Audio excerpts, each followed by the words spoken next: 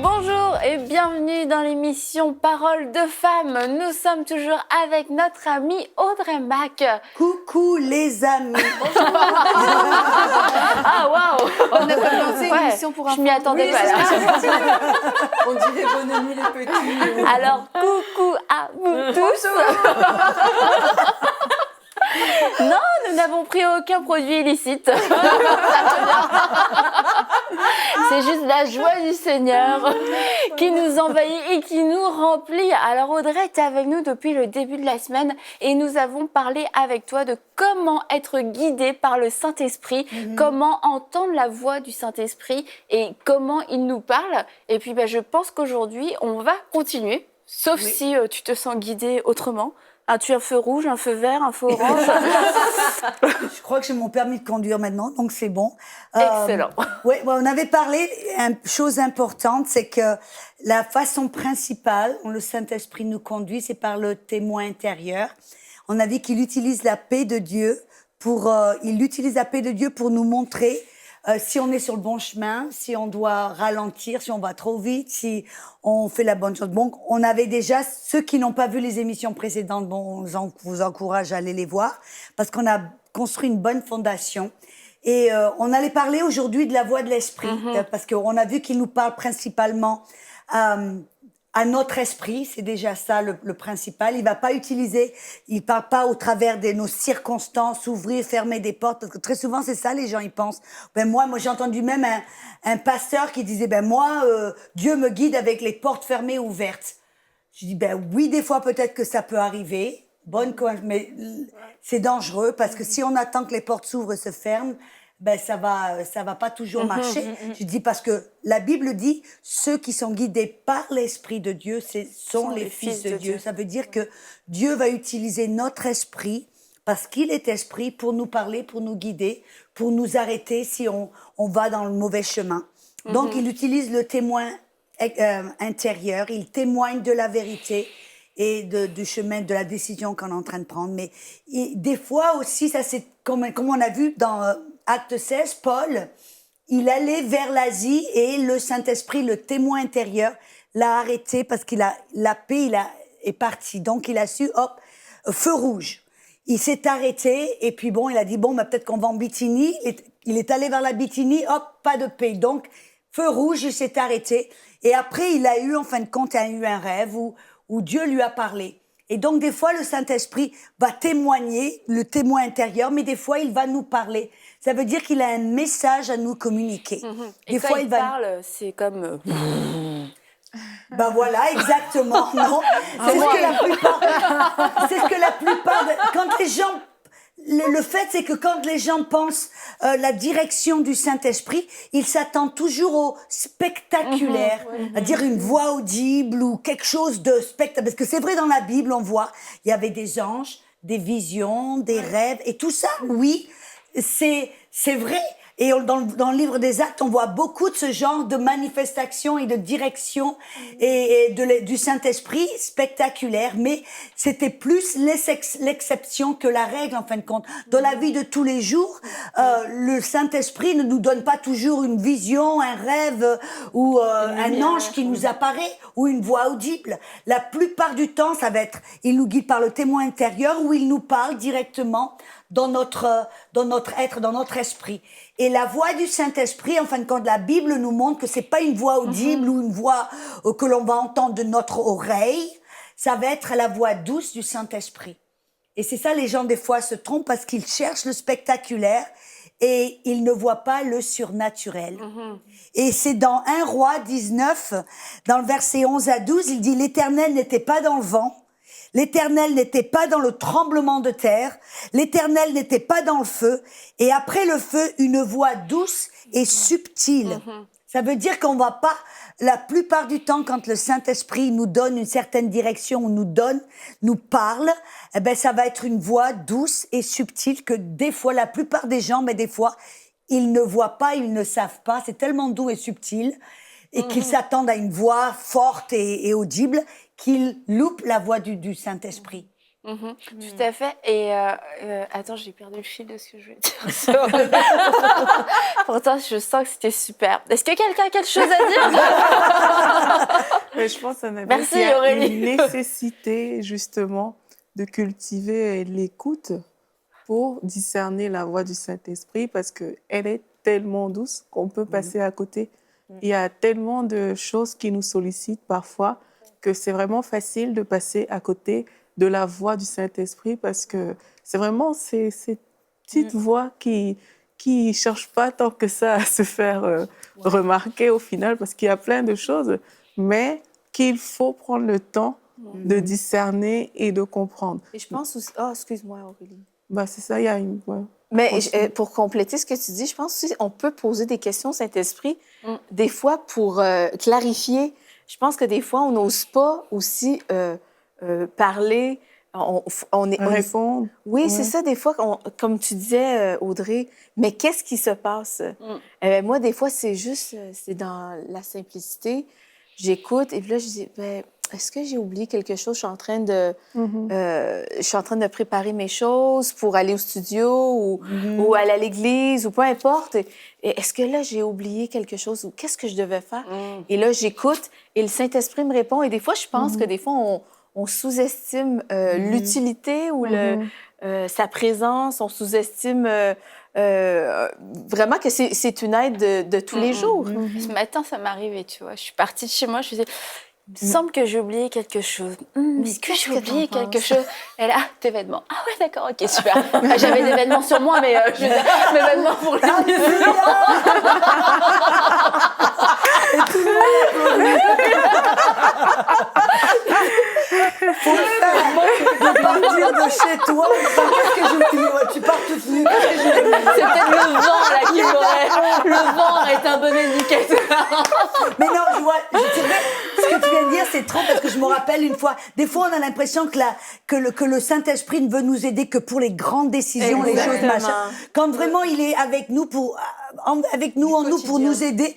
Je me rappelle une fois, mon mari, il était en train de nous construire la maison et j'avais acheté une plaque pour mettre derrière mon fourneau dans la cuisine et je l'avais acheté parce que c'était en sol, je l'aimais beaucoup, peut-être des années auparavant. Et puis je l'avais mis on avait comme un entrepôt, on avait tous nos meubles, tous nos trucs qu'on avait mis de côté.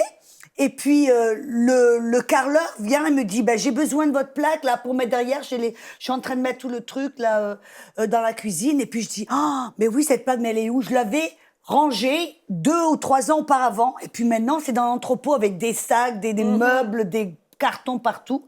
Tu vois, de haut en bas. Et je me dis, elle est où cette plaque? Tu vois, je cherche. Et puis j'ai dit, Saint-Esprit, je suis arrivée devant l'entrepôt. C'était une grande pièce un peu comme ça, peut-être un peu plus petite. Et j'ai dit, Saint-Esprit, tu sais où je l'ai mis, aide-moi, où il est ce truc? Et c'était comme si tout d'un coup, c'est pas que j'ai entendu Audrey, tourne à droite et va à gauche, non. C'était comme un savoir, comme une impression dans mon esprit, où tout d'un coup j'ai commencé, c'était comme j'avais un GPS interne, où j'ai commencé, et puis c'était, va à droite, j'étais à droite, soulève le carton, regarde en bas, et hop, voilà, la plaque était là. Et je veux dire, au lieu de passer des heures et des heures à essayer de chercher comme une épine dans une meute de foin, et voilà, le Saint-Esprit, ça a l'air d'être un peu, c'est un peu superficiel. Non, il est là pour nous aider. Ça marche. Oui. Ouais. Mais comme tu dis, ça se fera pas automatiquement, qu'on doit développer, être sensible à l'écoute. Et je dis, en fin de compte, parce qu'il y a tellement de gens qui ont peur de faire des erreurs, je dis, comment est-ce que vous apprenez à faire quelque chose? Comment est-ce que vous apprenez à faire du vélo? Vous commencez, des fois vous tombez, vous remontez, hop, vous repédalez, ou toute chose. Hein.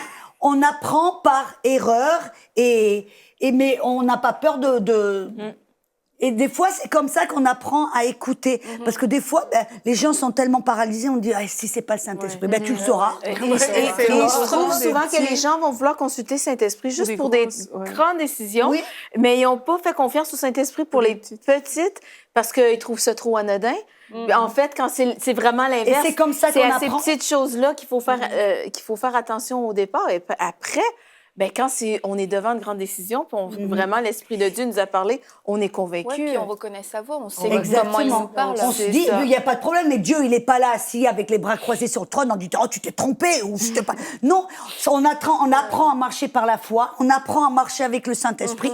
Eh ben, c'est une manière on commence à le faire, on dit, bon, je crois que c'est le Saint-Esprit, ok, on fait, puis d'un coup, on va se dire, ah ben non, c'était pas. Et puis des fois, on le fait pas, et puis plus tard, on s'aperçoit, ah ben c'était le Saint-Esprit. Ou cette impression, c'était le Saint-Esprit qui essaie de m'arrêter. Ah, c'était le Saint-Esprit. Eh bien, on sait, on reconnaît la fois d'après, ben on se dit, ben, tu te rappelles, quand le Saint-Esprit t'a parlé, tu l'as pas fait. Et on apprend comme ça, de cette manière, et c'est important. Mais il y a aussi quelque chose que j'ai appris, c'est que très souvent, quand le Saint-Esprit nous parle, immédiatement après, le diable va essayer de nous parler. Pourquoi? Pour essayer, parce que... Et lui, quand il parle, en fin de compte, sa voix est plus forte. Moi, je me rappelle une fois, j'étais en Inde, et j'étais dans un collège biblique et j'avais enseigné sur la guérison et puis j'avais invité les gens pour recevoir la guérison. Et il y avait à peu près, je sais pas, 200 personnes là. Et je passe, il y avait tellement de personnes que j'ai pas pu passer trop de temps sur chaque personne. Donc j'ai imposé les mains, et puis il y avait ce jeune homme qui avait des lunettes tellement épaisses comme des bouteilles de coca, tu vois. Et puis, j'impose les mains sur là. Et tout d'un coup, en passant, j'ai comme une impression, une toute petite voix tout douce qui dit « Retourne, enlève ses lunettes et crache dans ses yeux. » Ah ouais. Mais, tu vois, immédiatement après, tout d'un coup, j'ai entendu une voix plus forte. Tu te dis « Mais alors, mais c'est ridicule. » Et presque essayer de me dissuader de ce que j'avais entendu. Et bon, bien sûr, j'ai compris qu'est-ce que le petit manège, là. Et j'ai dit, bon, ben, ok, je suis retournée vers lui, ben, j'ai enlevé ses lunettes, je lui ai craché dans les yeux. J'ai dit, Dieu, ne pense pas, parce que dès qu'on commence à penser, à raisonner, on s'enlève de là. Donc, j'ai fait, le fait, c'est que l'après-midi, ce jeune homme a été complètement guéri. De aveugle, ben, il a recouvert la vue. Et donc, des fois, j'aurais pu louper cette petite voix qui disait, qui aurait paru trop ridicule, ou j'aurais écouté la voix du diable qui m'a dit, mais pour qui tu te prends? Et qu'est-ce que c'est? Et puis, c'est ridicule, tu te prends pour Jésus parce qu'il crache dans les yeux des aveugles, alors toi, tu vas faire Tu vois, et il y a plus de détails, en plus, dans ces cas-là. Ah ouais, et la voix, tu vois, presque, et bon, tu reconnais. On analyse beaucoup. Et donc, voilà. Et donc, la voix du Saint-Esprit est des fois très douce, très subtile, et on pourrait très facilement y passer à côté, ou l'ignorer, ou se dire, c'était que moi. Mais le fait, c'est que si on s'arrête et dit, c'était que moi, est-ce que le moi, de quelle partie de toi tu parles, de ton esprit ou de ta tête? Et si c'était que toi, est-ce que le toi voudrait faire ça?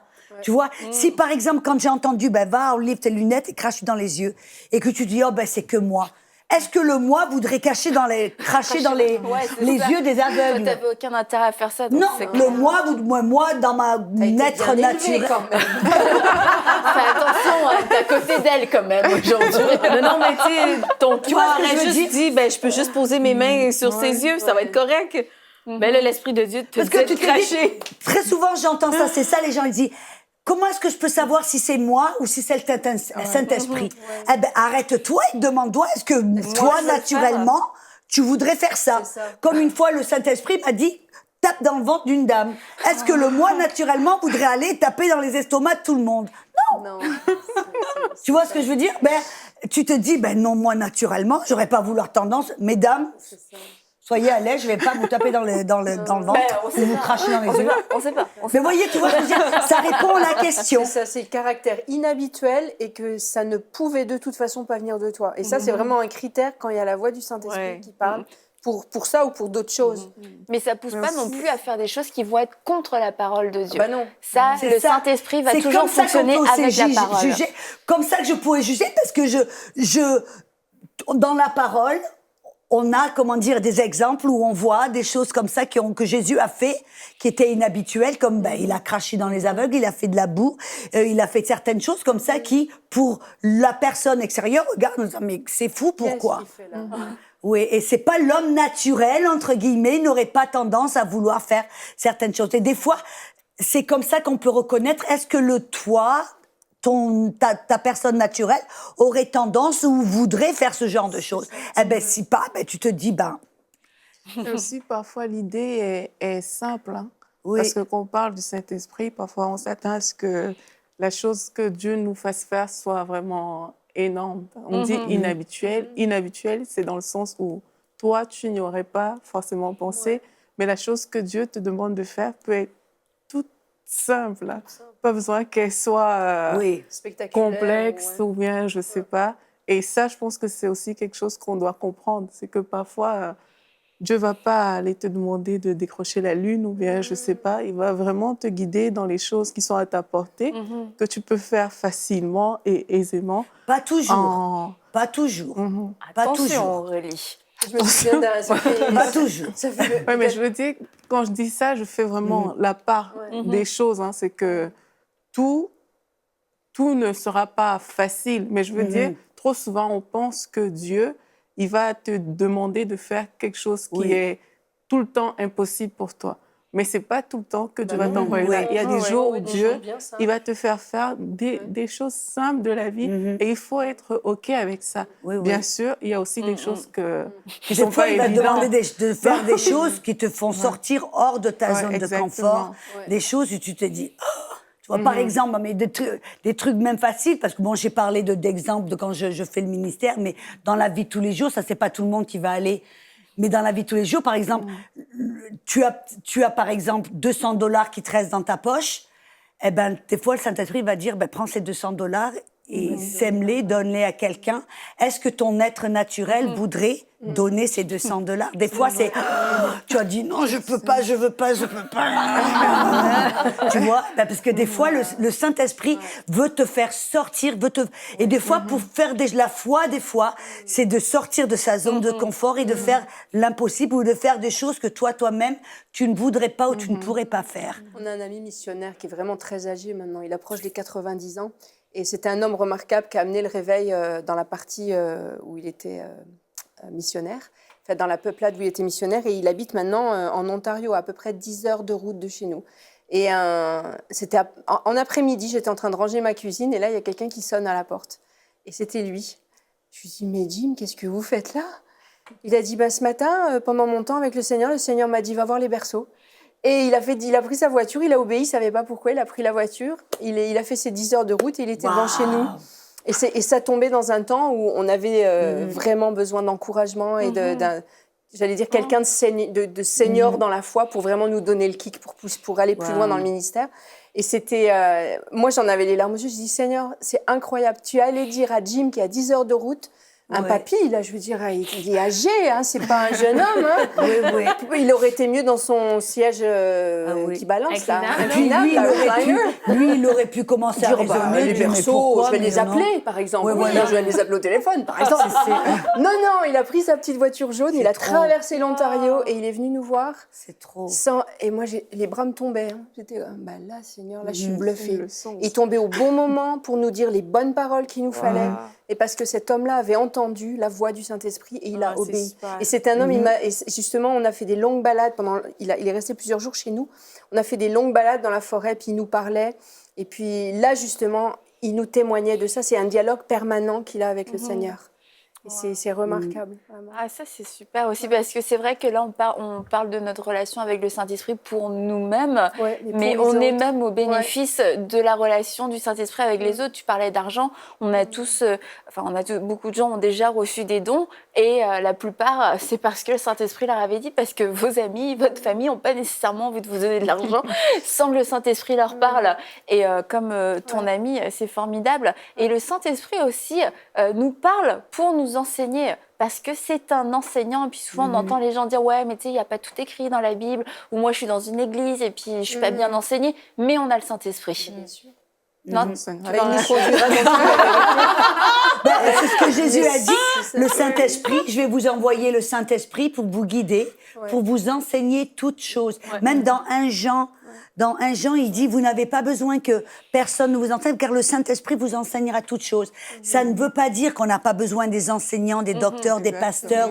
Non, ça veut dire qu'en nous, on a le Saint-Esprit qui peut nous enseigner toutes choses. Et aussi, je veux dire, ce qui est super et important, et faire confiance au Saint-Esprit en nous, parce que des fois, on peut entendre des enseignements, et c'est le Saint-Esprit qui va témoigner si cet enseignement est un bon enseignement, ou alors si c'est du faux enseignement, parce qu'on doit faire très attention à ce que l'on entend. Et moi, je me rappelle, j'étais j'avais à peu près 2 ans dans le Seigneur et j'avais tellement une faim, une soif pour le Seigneur. J'allais dans un groupe de prière tous les lundis soirs parce que je voulais prier. Et puis, dans ce groupe de prière, en fin de compte, il parlait plus du diable que de Dieu. Il liait plus de démons et parlait du diable et c'était plus une gloire au diable que c'était vraiment de la prière parce que la prière, c'est communier avec Dieu, parler avec Dieu, déclarer ce que Dieu veut faire. Et je me rappelle, j'avais aimé le Seigneur, mais à chaque fois que je parlais de ce groupe de prière, j'avais quelque chose à l'intérieur qui me dérangeait. Je pouvais pas mettre mon doigt dessus. Et c'est à la fin le Saint-Esprit qui m'a dit, arrête d'y aller. Le plus aller, et le moins j'avais envie d'y aller. Et le moins et puis à la fin, c'était comme, je me forçais à y aller. Puis à la fin, il dit, arrête d'y aller. Et c'est des années plus tard que je me suis rendu compte, en fin de compte, que ces enseignements ou leur façon de prier étaient fausses, c'était des faux enseignements. Et le Saint, et très souvent, les gens qui sont jeunes dans le Seigneur font plus confiance à quelqu'un qui a été dans le Seigneur pendant des années, même si le Saint-Esprit leur parle. Il dit, mais eux, non, ils sont matures dans le Seigneur, ils savent plus. Ben moi, je ressens tout, mais ils ont tendance à faire confiance aux autres qu'à leur esprit, au Saint-Esprit en eux, qui des fois leur témoigne de la vérité ou qui leur révèle certaines choses. C'est ça. Parce qu'après, ils peuvent même pas l'expliquer. C'est pas que théologiquement, tu peux comme défendre ta position. C'est juste que le Saint-Esprit atteste de la vérité ou pas. Et ça, il n'y a pas besoin d'avoir 20 ans dans le Seigneur pour le savoir. C'est juste le Saint-Esprit qui nous le dit. Et puis, on a reçu une vidéo de notre amie Aurélie du nord de la France. Pas Aurélie, toi. Non, pas Aurélie, toi. Notre autre amie Aurélie. Et justement, elle parle de tout ce que la Bible ne dit pas dans le détail. En tout cas, on va regarder Aurélie. Bonjour à toutes, alors moi c'est Aurélie et je me rappelle quand j'étais plus jeune et qu'on parlait du Saint-Esprit, je me disais mais le Saint-Esprit c'est quoi? Le Saint-Esprit ça sert à quoi? Moi je connais Dieu, c'est bon. Et j'ai grandi et je me suis rendu compte que le Saint-Esprit c'était, needed. On en avait besoin, c'était obligé qu'il soit là pour notre relation avec Jésus et tout. Et je me suis rendu compte que l'un des rôles du Saint-Esprit c'était de me dire quand ce que je faisais n'était pas bien ou quand ce que je faisais était bien. Et vous savez, quand on est à la fac, quand même on est au lycée, il y a toutes ces choses que dont la Bible ne parle pas explicitement, comme la façon dont on doit s'habiller, si on peut sortir avec un garçon ou pas, si on a le droit d'avoir des rapports avec un garçon ou pas, la façon dont on doit parler de nos copines, vous savez, tout ce qui est gossip et tout. Et je me rappelle qu'avant, un sujet qui m'a beaucoup marqué, que le Saint-Esprit m'a beaucoup repris, c'était la tenue vestimentaire. La Bible, elle dit pas noir sur blanc, tu dois t'habiller comme ça, tu ne dois pas t'habiller comme ça. Mais le Saint-Esprit, il te dit quand ta façon de t'habiller, elle est out ou pas. Et moi, je me rappelle avant, j'aimais bien mettre des crop tops et des jeans taille haute et tout. Et j'avais pas encore ce rapport avec le Saint-Esprit, j'étais pas encore sensible à la voix du Saint-Esprit. Et quand j'ai commencé à l'être, quand j'ai commencé à aller plus deep dans ma relation avec Dieu, le Saint-Esprit, direct, il m'a dit, ta façon de t'habiller, c'est pas ça, tu dois arrêter, c'est pas... Une fille de Dieu, elle ne s'habille pas de cette façon. Et c'est pareil dans tous les domaines. Sortir avec un garçon, une fille de Dieu, elle fait pas ça, ça sert à quoi si c'est pas pour se marier, c'est pas... Pareil pour parler sur les copines, gossip et tout. Une enfant de Dieu fait pas ça. Même si la Bible dit pas noir sur blanc, tu dois, tu ne dois pas, le Saint-Esprit, il te conduit. Le Saint-Esprit, il te dit vraiment quand ce que tu fais, stop ou vas-y. Et vraiment, je voulais partager ça avec vous parce que je voulais vous dire, les filles, on a besoin du Saint-Esprit. C'est vrai que tout n'est pas marqué noir sur blanc sur la Bible, mais le Saint-Esprit est là pour nous dire comment être des jeunes filles respectueuses et comment être des jeunes filles qui respectent le Seigneur et qui l'aiment et qui vivent pour lui. Soyez bénis. Eh bien, merci beaucoup Aurélie. On va aller go deep, vous êtes d'accord? Et pas de gossip. C'était amazing. Mais c'est vrai que la Bible dit certaines choses par rapport au commérage, par rapport aux relations. Il y a les grands lignes, mais c'est pas écrit ne marie pas avec Bernard, mais épouse plutôt Richard. Les crop top, c'est pas écrit, c'est écrit de nous habiller d'une façon décente, mais là il n'y a pas la couleur que tu dois porter aujourd'hui. Donc on a besoin du Saint-Esprit dans ces choses-là aussi. Et puis un dernier point qu'on voudrait aborder avant de terminer cette émission, c'est que le Saint-Esprit va aussi nous parler comme une alarme pour nous avertir. Nous avertir des fois de danger. Parce que j'ai toujours l'illustration, si vous avez un enfant, vous êtes parent, vous avez un enfant qui est en train de traverser la rue et vous n'avez pas le temps d'aller pour l'arrêter, mais qu'est-ce que vous allez faire? Vous n'allez pas dire « Oh mon petit, arrête-toi !» Non, tu vas faire « Arrête !» Bon, je le fais doucement parce que je veux pas crier sur plateau, mais tu vas essayer de hausser la voix et de crier d'une manière urgente pour l'arrêter. Eh ben, des fois, le Saint-Esprit fait la même chose. Je me rappelle, il y avait une jeune femme dans notre église, Tina, et elle venait toutes les semaines, et puis je faisais partie du leadership. Elle était venue pour me présenter son fiancé. Et je savais pas qu'elle était fiancée. Et puis, au moment où j'ai pris la main de ce jeune homme pour lui dire bonjour, j'ai entendu à l'intérieur presque tellement fort que ça m'a surpris. J'ai presque regardé en disant, mais vous avez tous entendu ou pas? Et alors là, je savais qu'il y avait du danger. Ah ouais. Parce que des fois, le Saint-Esprit, il a pas le temps de nous parler. Il doit nous, voilà. Et donc, là, je savais qu'il y avait quelque chose qui allait pas. Bref, je vais raccourcir l'histoire. Je parlais à cette jeune femme, j'ai dit, tu l'as rencontré où, ce jeune homme? Ça fait combien de temps que tu es fiancée? Elle me dit, ben, on s'est bien juste de se fiancer. On s'est rencontrés il y a 2 semaines à l'hôpital où maman, elle est patiente. Et j'ai dit, c'était un hôpital psychiatrique. Sa maman était dépressive et tout ça. Je dis, oh, tu l'as rencontré à l'hôpital? Il est quoi? C'était un infirmier. Elle me dit, ben non, il était patient. Tu vois un petit peu. Je dis, tu as rencontré ce jeune homme qui était patient dans un hôpital psychiatrique. Il y a 2 semaines. Il y a 2 semaines, et vous vous êtes fiancés. C'est un truc absurde. Mais le fait, c'est que elle, apparemment, elle n'écoutait pas. Je suis persuadée que le Saint-Esprit a essayé de lui parler, de lui mettre des sens interdits, des feux rouges, des clignotants, bref. Elle n'écoutait pas. Ben, il a essayé de m'utiliser pour essayer de l'arrêter. Bref, ben, elle a dit non, je sais que c'est Dieu. Elle a pas voulu écouter. Elle s'est mariée. Ben, 3 mois plus tard, elle est venue en pleurant parce que ce jeune homme a essayé de la tuer, de l'étrangler, de la tuer. Ah oui, oui. Et donc, des fois, si vous entendez, les gens ne savent pas qu'est-ce que c'est. Ils entendent, comme j'ai dit, une alarme, quelque chose. Ils peuvent rentrer dans une pièce, d'un coup, ils sentent cette alarme, il y a quelque chose, ça veut dire arrêtez-vous. Il n'y a pas le temps de réfléchir, pas le temps de demander qu'est-ce qui se passe. Arrêtez-vous et dites, Saint-Esprit, qu'est-ce qui se passe? Parce que ça veut dire qu'il y a du danger, qu'il y a un problème et que c'est des fois même une question de... C'est super important. Et si Dieu t'a parlé à elle avant, c'est certain. Ah oui, il lui a parlé, mais des fois... comme tu disais, Anne, on ne veut pas écouter. On veut pas entendre. Eh ben, en tout cas, merci. Demain, on va pouvoir peut-être un peu plus clôturer sur le sujet parce que là, on avait tellement de choses à dire. Puis toi, je sais, Anne, que tu as aussi un bon témoignage par rapport à ça, l'alarme du Saint-Esprit. Mais vraiment, je vous encourage à ouvrir vos oreilles spirituelles, à ne pas être sourd à la voix de l'Esprit qui vous parle et qui vous met pour certains et certaines, qui vous prévient. Et ça fait longtemps qu'il vous prévient et ça devient de plus en plus pressant. Vraiment, ne rejetez pas cette voix, peu importe, vous regardez, ça va me coûter ci, ça va me coûter ça, je vais perdre ci, je vais perdre ça.